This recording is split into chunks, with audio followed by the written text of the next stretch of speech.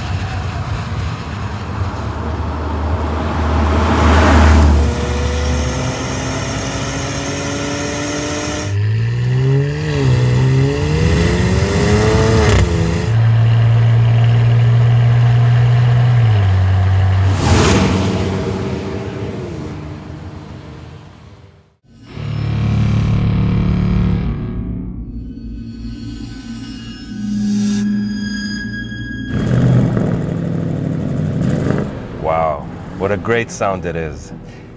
This is the sound of the new Cayenne Coupé. Do you hear the sports exhaust pipe? This is how a true Porsche is supposed to sound.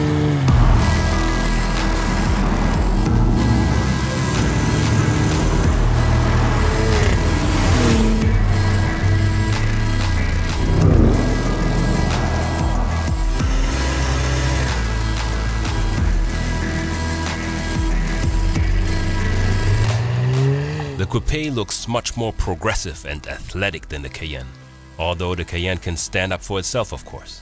Its development is based on the third generation of the Cayenne, which already looks very progressive.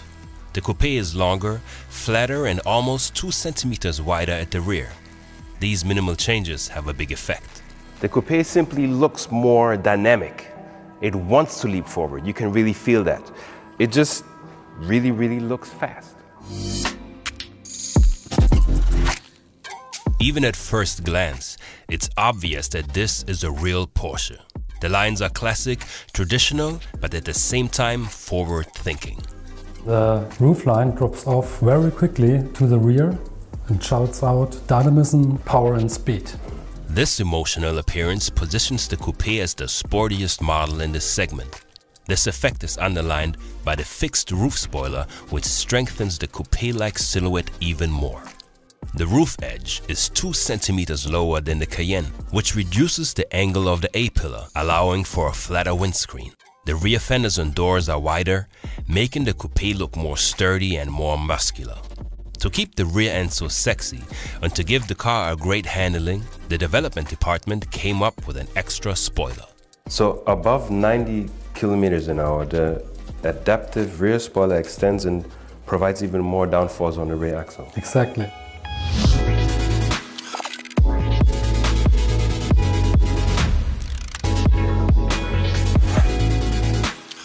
Of course, a Porsche's performance has to be excellent.